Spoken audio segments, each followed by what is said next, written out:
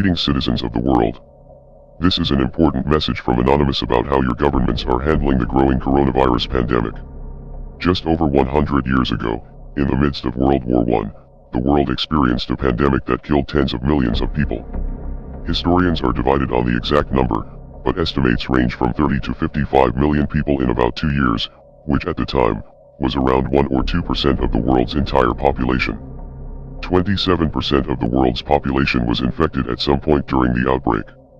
This great virus came to be known as the Spanish flu because that is where it was thought to have originated. However, it was later discovered that the first patients of this illness were soldiers from the French, British, and German armies who were fighting on the front lines of World War I. The governments of these countries went through great lengths to hide the outbreak so they would not reveal a strategical weakness to their enemies in the war. Spain, on the other hand, was a neutral territory in the war, so there was not as much of a motivation for that government to hide the outbreak, so Spain ended up being the first place where the cases were accurately reported. By the time that news of the situation in Spain reached around the world, it was too late. The virus had spread just as fast as the news. Sadly, as the pandemic grew out of control, governments around the world, including the United States, did their best to limit reporting on the illness to prevent panic or social unrest, and to help maintain troop morale. Many experts have compared the recent COVID-19 novel coronavirus to the Spanish flu. Bill Gates has said that we could be dealing with a once-in-a-century pandemic which could be as deadly as the virus that wiped out tens of millions of people exactly a century ago. These two illnesses are not from the same family of pathogens, but there are some important similarities between these two outbreaks, and we may be making some of the same mistakes as those who came before us. In China, doctors, activists, and everyday citizens have been threatened with arrest for posting information about the virus that creates any alarm or contradicts official statements. Well, a man who's become incredibly well known around the world because of the coronavirus has died. This is the Chinese doctor who tried to warn the medical community about the coronavirus. He was told to be quiet by the authorities before weeks later being diagnosed with the virus himself. Before passing away from the coronavirus himself, whistleblower Dr. Li Wenliang said that the Chinese government knew that human-to-human transmission was taking place weeks before they told the public what was happening. Christian Anderson, an evolutionary biologist at the Scripps Research Institute, has estimated that the virus could have infected its first victim as far back as October 1st, based on a study of 27 genomes from early patients. This means that the virus was spreading all over Wuhan, and the world, for the past few months. If this research is correct, that means that this virus had likely made its way to every corner of the world by the time the Chinese government decided to shut down Wuhan.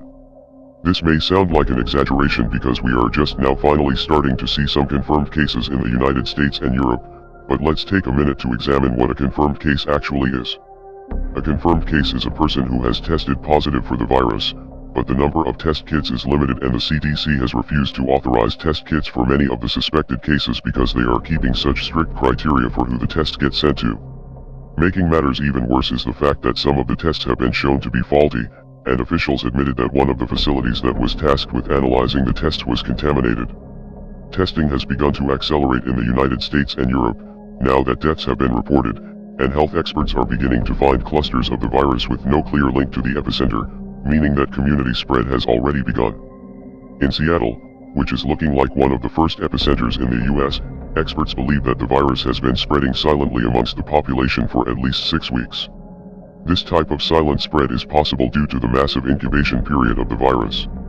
Some studies have suggested that the time of incubation for this new virus could be up to 24 or even 27 days, meaning that an infected patient could be walking around for a month infecting other people without even knowing that they are sick, which greatly increases the pathogen's ability to spread undetected. Compare this with the incubation period for the flu, which is 1 to 4 days. Speaking of the flu, the coronavirus outbreak may have gone undetected for these first few months because it was being mistaken for an especially bad influenza season. In Washington, where we now know there has been an active coronavirus outbreak for months, the State Department of Health recently published some interesting statistics about hospital visits for flu-like symptoms. The charts below show how this year there has been an unusual number of people who experienced flu-like symptoms but did not test positive for the flu. Figure 9 shows the percentage of people who tested positive for influenza, while Figure 10 shows the percentage of influenza-like illness, ELI, cases where there was a negative result on the flu test. Figure 9 shows a relatively normal flu season, if not a relatively mild one, but figure 10 shows cases of a mysterious flu-like illness above the epidemic threshold.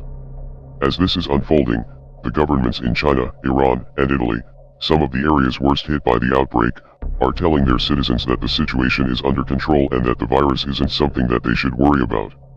In Iran, people are becoming less confident with these claims, as multiple members of the government have now become sick with the illness. Quanti secondi sta in diretta? Come se so? 4-5 secondi prima.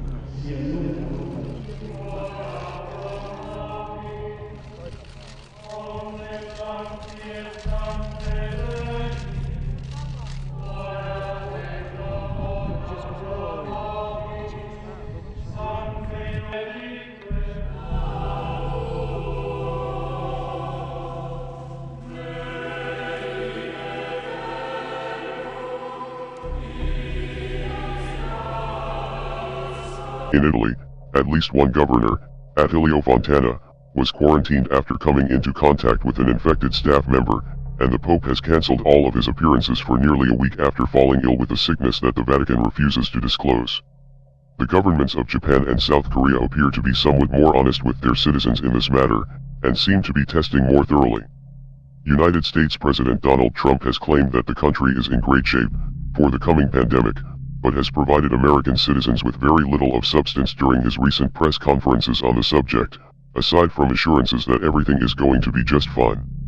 The Trump administration is attempting to control the flow of information about the virus to keep people optimistic, just as the governments of China and Iran are doing, but this approach is putting people in grave danger, just as the administrations of the previous century had during the Spanish flu. In order to understand the seriousness of the situation, people need to know about the high rates of mortality and hospitalization for this illness. Furthermore, to adequately protect themselves, people need to know that this illness has a significantly longer incubation period and is much easier to catch than the seasonal flu. These are now established findings that should be at the front of every news bulletin and press conference, but they are being left to the footnotes or entirely ignored. Adequate testing and reporting should have started months ago, and sadly, the powerful people who have appointed themselves as our leaders are actually holding us back, instead of leading. Do the right thing and tell the people of the world what we're actually dealing with. We are anonymous. We are legion. We do not forgive. We do not forget.